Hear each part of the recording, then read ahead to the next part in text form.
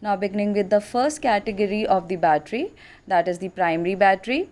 And the most common example of a primary battery is the dry cells, because these type of cells are found in each and every house, because these are used in torches, toys, flashlights, remote controls, and calculators, tape recorders, etc. You all must have seen this type of cell in your home.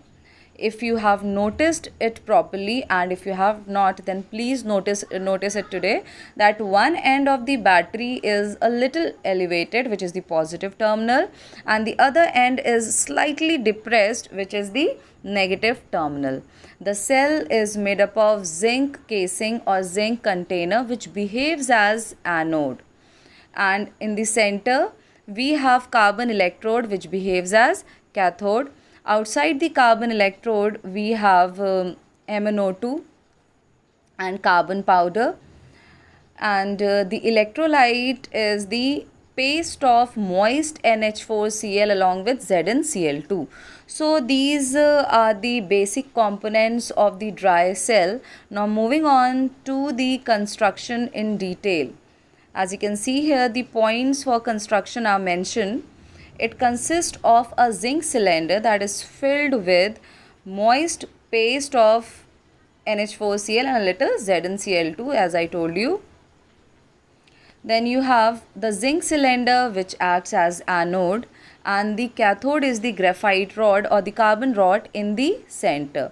The carbon rod is surrounded by a black paste. Why black? Because manganese dioxide is black in color and carbon is also black in color. So together the two forms a black colored paste. During use, the zinc case gets consumed, and in the end it will develop holes which are responsible for leakage. So but these days, to prevent these leakages, it is again coated with to make it leak proof, it is coated with iron or steel sheet. So children, please do observe this cell at your home today and try to open it up. You will very clearly, you will find the components present inside the cell.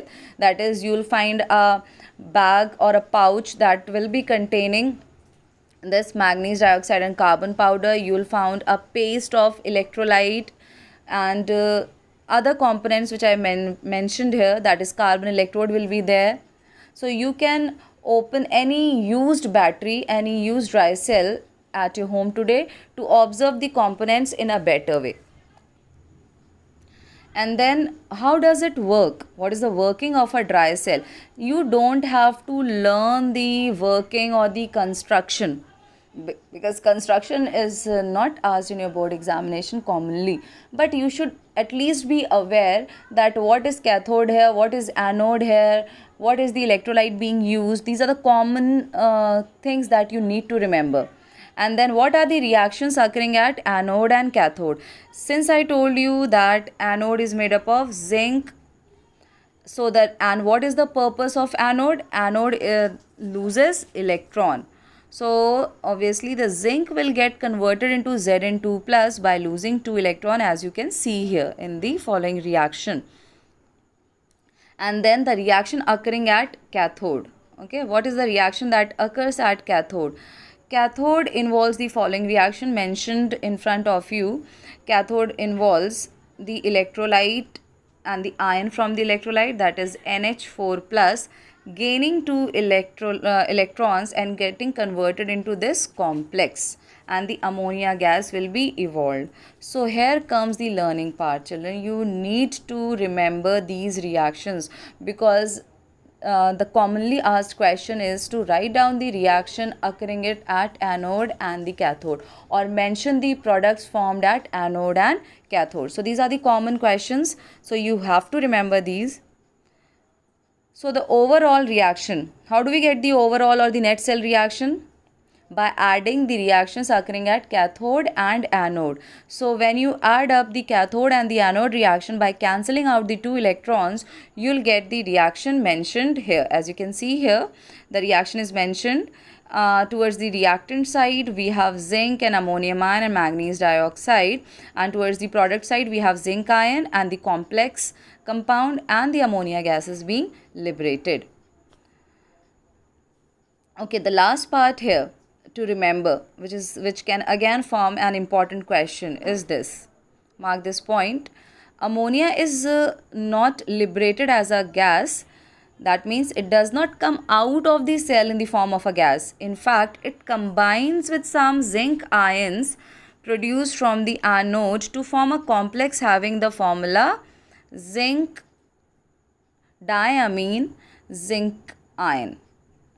Is it clear? So it does not come out of the container. It forms a coordination compound as mentioned here. So actually the coordination compound or the coordination chemistry is a branch of chemistry and a very important chapter with the name coordination compound is in your syllabus this year. You will be able to name these compounds very easily once you have gone through that chapter that we'll be taking up under inorganic chemistry. So this is also a very commonly asked question, children. Please do remember this point. Mark it as important while making your notes. And now, what is the voltage that is being supplied by a dry cell approximately? It is equal to 1.2 to 1.5 volt. The dry cell does not have an indefinite life because NH4Cl being acidic in nature corrodes the zinc container even when it is not in use. Even if you keep a dry cell like this only without using it, then too the cell will die out. Why? Because ammonium chloride will corrode, being acidic in nature, will corrode the zinc container. As a result, the cell will be of no use. So the next type of cell is the mercury cell. This is another example of a primary cell. So it is a new type of cell which is found used in small electrical circuits such as hearing aids, watches and cameras. So it is a new type of cell which you must know is mentioned here. It consists of zinc anode. Please mark these things because these are the things that you need to remember in the types of cells. And mercury, an oxide of mercury 2 as cathode. The electrolyte is a paste of KOH and zinc oxide. So these things you need to remember, children. Now coming to the working of a mercury reaction cell. In the working part, children, you need to remember the reaction that occurs at anode and cathode. In this case, you can see that a zinc mercury amalgam is getting converted into zinc oxide by losing 2 electrons. Okay, and then this mercury oxide, which is acting as cathode, will gain 2 electrons to get converted into liquid mercury, and the overall cell reaction will involve the addition of these two cell reactions, that is the reaction at anode and cathode. By cancelling out the 2 electron, you will get the net cell reaction as mentioned here. The term amalgam is used here for the combination of zinc and mercury. So what is the advantage of using it? It has the advantage that its potential remains almost constant throughout its life. So this is one of the very good and very applicable advantage of a mercury cell, that the mercury cell has approximately a voltage of 1.35 volt, which is constant, which does not change.